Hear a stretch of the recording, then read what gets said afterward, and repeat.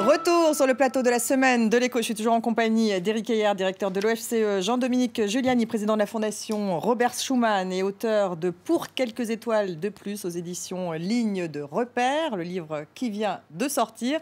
Philippe Manière, président de Footprint, consultant éditorialiste à Challenge et sur France Culture.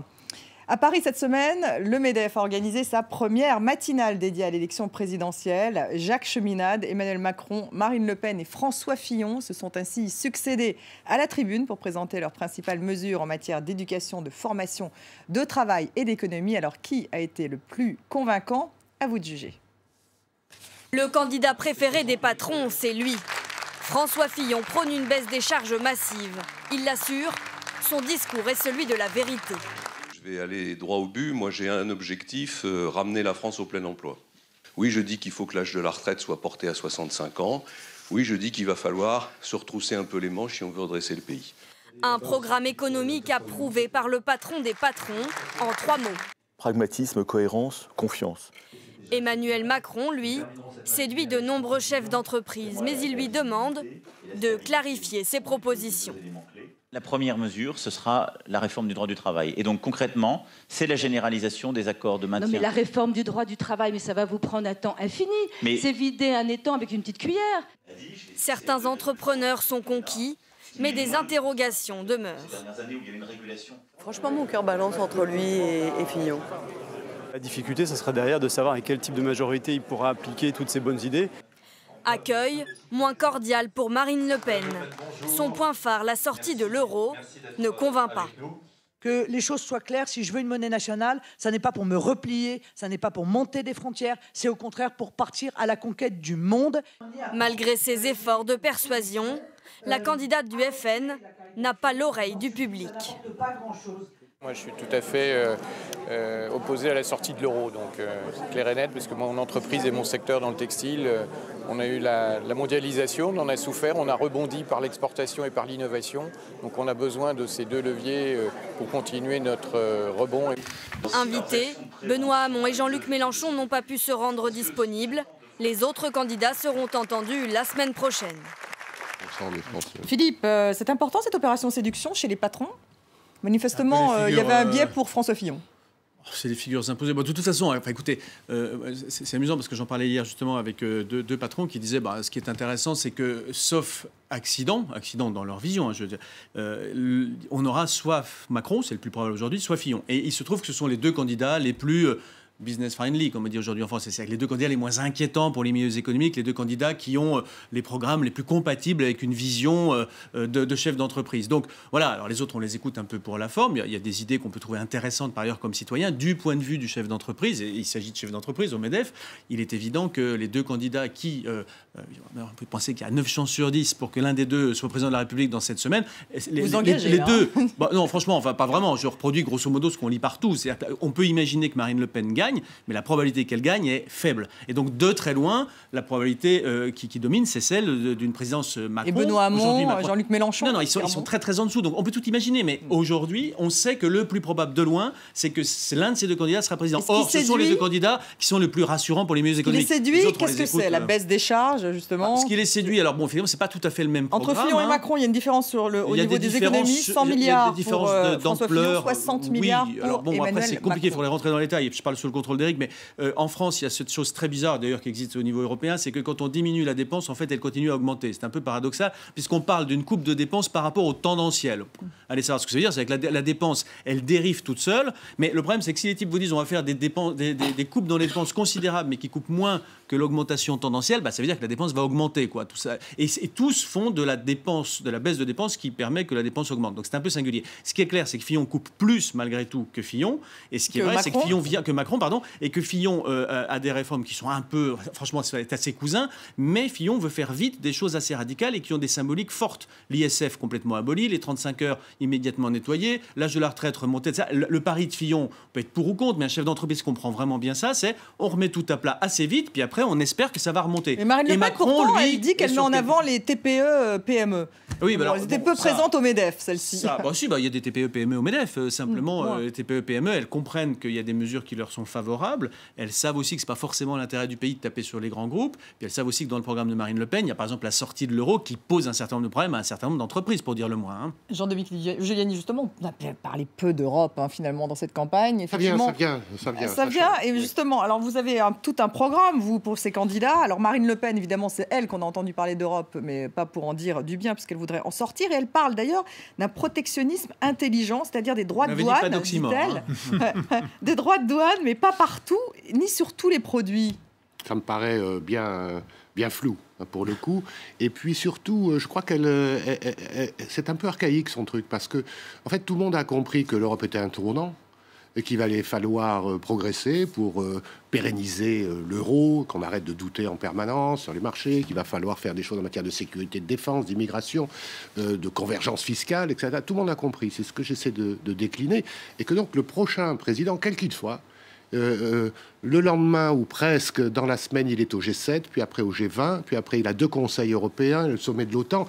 Donc déjà, il est dans le bain. Il y a un programme très, très chargé. Voilà. Et là, on ne peut pas dire n'importe quoi. On ne peut pas dire c'est ou tout blanc ou tout noir. Donc en réalité, les problèmes de l'Europe, c'est de prendre à bras-le-corps les problèmes de la France, de rendre la France un peu plus crédible que ce qu'elle est aujourd'hui vis-à-vis de ses partenaires, et de là de mettre sur la table des propositions très concrètes à 1, 2, 3, on pense à la France et l'Allemagne, peut-être un peu plus, pour montrer l'exemple. Et ma thèse, c'est on va plus intégrer comme avant, pour le moment, on va intégrer par l'exemple. Si, par exemple, on relance une convergence fiscale alors qu'on a une divergence, en fait, de facto qui s'organise, à ce moment-là, le climat des affaires, déjà, est changé et la crédibilité de l'euro devient quelque chose de réel. Jacques Cheminade parle, lui, d'une Europe à 6. Il faut sortir de l'Europe, mais rester à 6. Éric Heyer. Sur quoi? Parce qu'il y a eu plusieurs choses de dites quand même.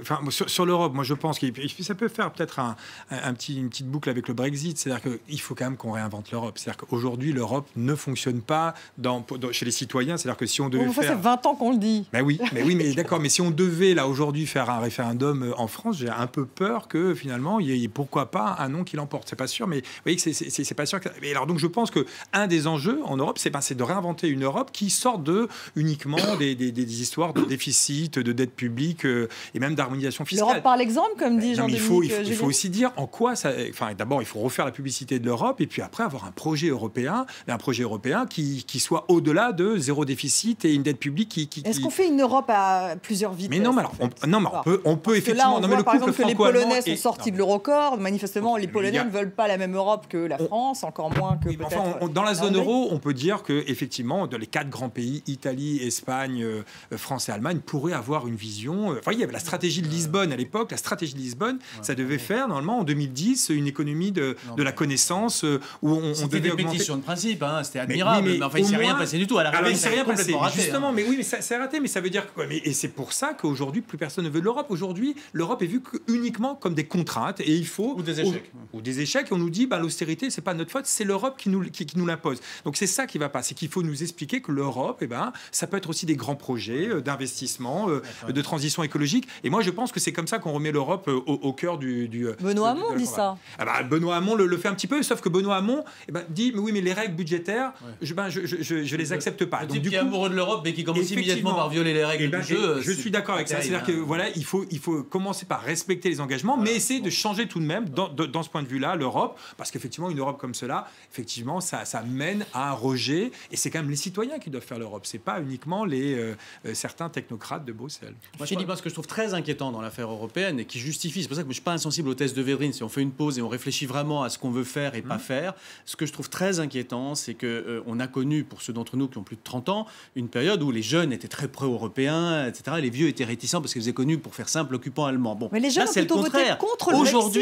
Aujourd'hui, mais sur le continent, les jeunes sont plutôt moins européens que les autres. Donc c'est-à-dire qu'en tendance, si on ne fait rien, le délitement de l'Europe est inscrit dans la démographie en quelque sorte. Donc, et c'est très intéressant parce qu'en fait il y a plein de programmes européens, plein d'acquis européens. Oui, mais le problème c'est qu'Erasmus, oui, ça marche, mais pour qui? Pour vos enfants et les miens. Ça vole au secours de la victoire, comme beaucoup de choses dans l'Union européenne. Les braves gens qui gagnent un demi-SMIC depuis 3 générations, ils n'ont pas vu du tout ce que c'était qu'Erasmus, ils ne sont pas prêts de le voir. Quand vous leur dites c'est génial, je vais en Espagne et en Italie, j'ai plus besoin de changer de monnaie, ils ne sont jamais allés en Espagne ou en Italie, ça les intéresse pas. Donc vous avez tout un tas de choses formidables qui ont été faites par l'Europe, et puis il y a cet acquis formidable qui est la paix, mais qu'on ne peut pas monétiser, qu'on peut pas. Vous savez qu'une fois qu'on est dedans, on ne voit pas le bénéfice.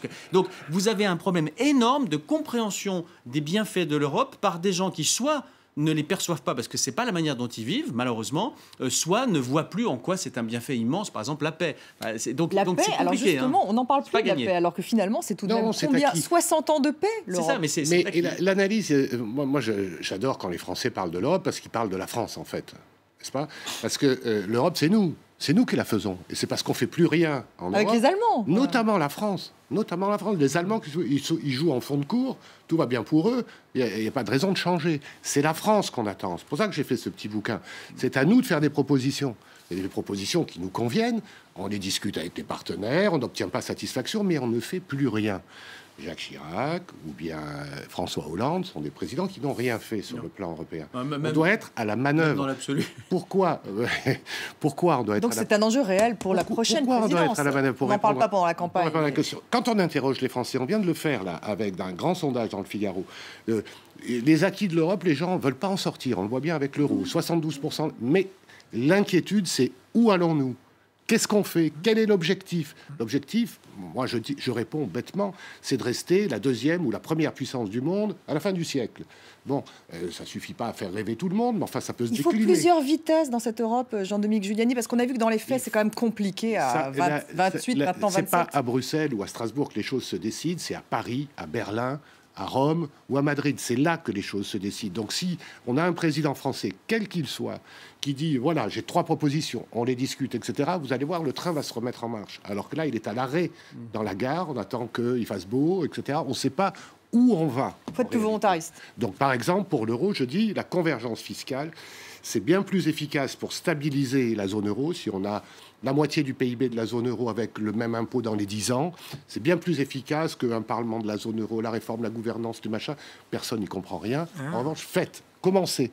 Demain, au mois de juillet, il y a un plan français déposé sur la table. Ouais, on n'a plus le temps. Merci beaucoup à tous les 3 d'avoir participé à cette émission. On ne peut pas parler de Donald Trump. Malheureusement, on n'a plus le temps. Merci à vous de nous avoir suivis. Restez avec nous sur France 24.